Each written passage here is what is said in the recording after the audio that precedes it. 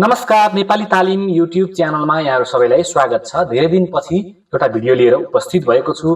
आज हामी ETDS मा यदि कुनै पेन छुटेको छ या पेन नम्बर प्राप्त बिना पेन नम्बर ETDS भेरिफाई गरेको छ र पेन बिना छुटेको ETDS भेरिफाई गरेको रिटर्नमा अब तपाईले पेन प्राप्त गर्नुभयो, स्थायी लेखा नम्बर प्राप्त गर्नुभयो भने त्यस्तो पेनलाई कसरी अपडेट गर्न सकिन्छ ETDS मा भनेर हेर्ने छौं। सर्वप्रथम त तपाईले हाम्रो च्यानललाई सब्स्क्राइब गर्नुभएको छैन भने सब्स्क्राइब गर्नुहोला र बेल आइकनलाई पनि क्लिक गरिदिनु होला र यो भिडियो सम्बन्धी केही जिज्ञासाहरू छन् भने यसै भिडियोको तल कमेन्टमा तपाईले लेखेर आफ्नो जिज्ञासाहरू मेट्न सक्नुहुन्छ र हामीलाई सल्लाह सुझावहरू पनि दिन सक्नुहुन्छ। अब सुरुवातमा म यसलाई प्र्याक्टिकली देखाउन गइरहेको छु। तपाईले ETDS मा यदि पेन नम्बर छैन भने के समस्या हुन्छ त्यसको बारेमा हल्का जानौं। सुरुवातमा ETDS कसले गर्छ त? ETDS स्रोतमा कर कट्टी जसले गर्छ विथ होल्डिङ एजेन्टले गर्छ। विथ होल्डिङ एजेन्टले आफ्नो पेमेन्ट गर्दाखेरि TDS काट्नु पर्ने, स्रोतमा कर कट्टी गर्नु पर्ने शीर्षकहरुमा स्रोतहरुमा चाहिँ कर कट्टी गरेर र बाँकी रहेको पैसा विथ होल्डिङले बुझाउँछ या पेमेन्ट गर्छ। र विथ होल्डिङ एजेन्ट भनेको ETDS जसले गर्छ, जसले कर काट्छ र त्यो कर काटेको कर IRD मा बुझाउँछ र मन्थली ETDS रिटर्न भर्छ या अग्रिम कर कट्टीको विवरण मासिक रूपमा 25 गते भित्र भरिसक्छ। त्यसलाई विथ होल्डिङ एजेन्ट भनिन्छ। भने विथ होल्डिङ भनेको जसको अग्रिम कर कटेको छ या जुन व्यक्ति स्रोतमा जुन व्यक्तिको कर कटेको छ, कर तिर्ने व्यक्तिलाई चाहिँ विथ होल्डिङ भनिन्छ। यहाँ अहिले ETDS मा चाहिँ हामी विदाउट पेन या बिना पेन पनि नाम मात्र राखेर ETDS रिटर्न भर्न सक्छौं, आफै भेरिफाई गर्न पनि सक्छौं। तर पछि तपाईले अडिट गर्दाखेरि त्यसपछि ट्याक्स क्लियरेन्स लिन जाँदाखेरि त्यो खर्च क्लेम गर्न पाउनुहुन्न यदि विदाउट TDS विदाउट पेन बिना नै TDS रिटर्न यदि भर्नु भएको भए। यो समस्या धेरैले झेल्नु भएको छ र एक पटक भेरिफाई भइसकेपछि त्यो TDS त्यो विथ होल्डिङको पेन यदि तपाईले भेरिफाई गरिसकेपछि पछि प्राप्त गर्नुभयो भने अब त्यो पेनलाई हामी कसरी अपडेट गर्न सक्छौं र तपाईले यदि ETDS यदि गर्नु भएन भने के कस्तो समस्या हुन्छ त भने यदि ETDS नगरेसम्म विथ होल्डिङको एनेक्स 10 मा उले तिरेको करको विवरण देखिदैन। जो विथ होल्डरको छ उहाँकै एनेक्स 10 मा देखिन्छ ETDS नगरेसम्म। त्यसर्थ ETDS अनिवार्य छ। अहिले त हामी ट्याक्स क्लियरेन्स लिन जाँदाखेरि विदाउट ETDS रिटर्न तपाईले नदिएसम्म ट्याक्स क्लियरेन्स नै पाउनुहुन्न। यो चाहिँ संस्थाको हकमा भयो र व्यक्तिको हकमा त तपाईले आफ्नो एनेक्स 10 मा यदि व्यक्तिले पनि कुनै व्यक्तिले आफ्नो ट्याक्स क्लियरेन्स अनलाइन लिन जाँदाखेरि एनेक्स 10 मा चाहिँ आफूले तिरेको कर देखिएन भने त्यो मतलब उले जहाँ काम गर्छ रोजगारदाताले उसको ETDS गरिदिएको छैन भनेर बुझ्नु पर्यो। र ETDS विदाउट ETDS अब व्यक्तिले पनि यदि तपाईको ETDS भएको छैन, जुन संस्थामा काम गर्नुहुन्छ त्यो संस्थाले ETDS गरिदिएको छैन भने तपाईले वार्षिक ट्याक्स क्लियरेन्स अनलाइन लिन खोज्दाखेरि पनि तपाईको तलब बराबरको कर कटेर त्यहाँ जम्मा भएको छैन, ETDS गरेको छैन भने एनेक्स 10 मा देखिदैन। त्यो अवस्थामा तपाईले ट्याक्स क्लियरेन्स पनि प्राप्त गर्न सक्नुहुन्न। अब यदि ETDS कटिसकेपछि ETDS यदि बुझाइएन समयमा भने के हुन्छ त त्यसको बारेमा पनि साथीहरुले जिज्ञासा राख्नु भएको छ। यसै भिडियोमा म भन्न चाहन्छु यदि वार्षिक रूपमा तपाईले मासिक रूपमा ETDS बुझाउनु पर्ने हुन्छ। हरेक महिना कटेको करको अग्रिम करको विवरण 25 गते भित्र त्यो डिपोजिट गरेर र ETDS रिटर्न भरिसक्नु पर्ने हुन्छ। र यदि भरेन भने तपाईले एनुअली नबुझाएको बापत 15% को दरले नर्मल रेटमा 15% एनुअल, त्यसपछि ETDS नबुझाएको बापत 2.5 गरेरमा 17.5% को दरले पेनाल्टी तिर्नु पर्ने हुन्छ। त्यसकारणले समयमै ETDS सबैले गरौं र ETDS सकेसम्म पेन राखेर गरौं, पछि तपाईलाई समस्या नहोस्। अब मैले एक्जाम्पलको लागि विदाउट पेन एउटा ETDS भेरिफाई गरिसकेको छु र त्यस्तो त्यो पेन अब मसँग छ र त्यो पेन कसरी अपडेट गर्न सकिन्छ अब हामी एक्जाम्पल सहित हेर्ने छौं।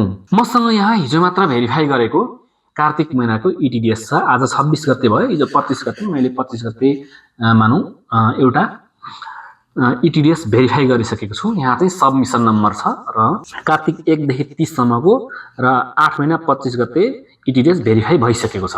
यहाँ यो विवरणमा सबैको प्यान छ, तर एकजनाको यहाँ 22 नम्बरमा एकजनाको प्यान छुटेको छ।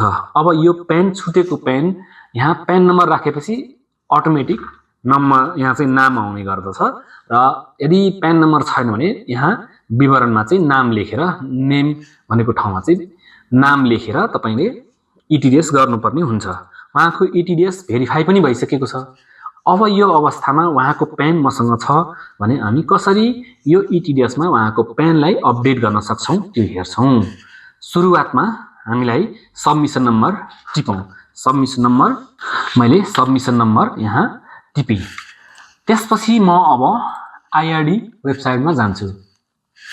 यहाँ वेबसाइटमा गइसकेपछि ird.gov.np मा गइसकेपछि करदाता पोर्टलमा जानुस्। करदाता पोर्टलमा गएर जेनरलमा जानुस् र ट्याक्स पेयर लगइनमा जानुस्। ट्याक्स पेयर लगइनमा गइसकेपछि तपाईले स्थायी लेखा नम्बर, प्रयोगकर्ताको नाम, पासवर्ड र क्याप्चा भरेर लगइन गर्नुस्। यो भरिसकेपछि तपाईले आफ्नो आईआरडी को ड्याशबोर्डमा तपाई आफ्नो ट्याक्स पेयर लगइनको ड्याशबोर्डमा पुग्नुहुन्छ। हामी यहाँ आइसकेपछि अब तपाईले यहाँ ड्याशबोर्डमा मेन्युहरु देख्न सक्नुहुन्छ। यहाँ चाहिँ एड विथ होल्डी प्यान इन इटिडिएस भन्ने अप्सन छ।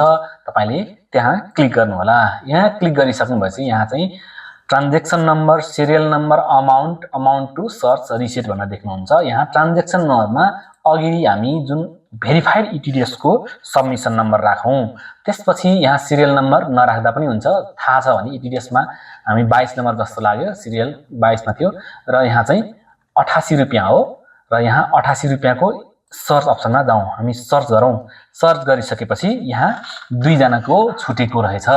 यहाँ आयो 27 नम्बरमा रहेछ। यहाँ आयो। तपाईले अमाउन्ट मात्र लेखेर अनि यहाँ ट्रान्ज्याक्सन नम्बर लेखिदिनु भए हुन्छ। अब यहाँ सिरियल नम्बर, प्यान नम्बर, नाम, ट्रेड नेम र इटिडिएस अमाउन्ट आयो। अब तपाईले यहाँ प्यान नम्बरको तल ठ्याक्क यहाँ जुन व्यक्तिको जस्तो 27 नम्बरकोमा मैले गर्नुपर्ने छ भने यहाँ तपाईले डबल क्लिक गर्नुपर्ने हुन्छ। यहाँ डबल क्लिक गरेपछि यसरी अपडेट भनेर देखिनेछ। अब यहाँ तपाईले प्यान नम्बर अपडेट गर्नको लागि अब प्यान नम्बर यहाँ टाइप गर्नुस् 127265874।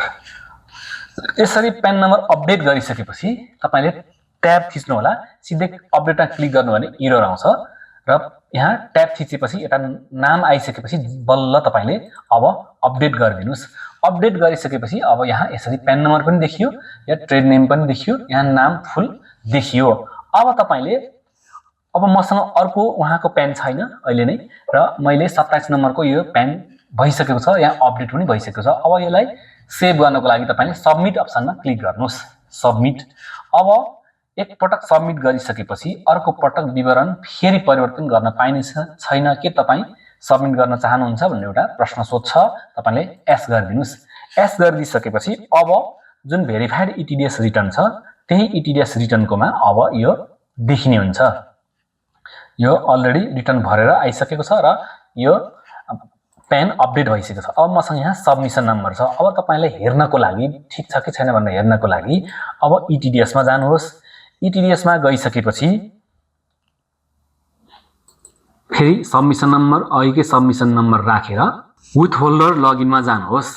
त्यसपछि यहाँ क्लिक गर्नुहोस् र आफ्नो प्यान र पासवर्ड राखेर लगइन गर्नुहोस्। त्यसपछि मैले यहाँ लगइन गरिसके र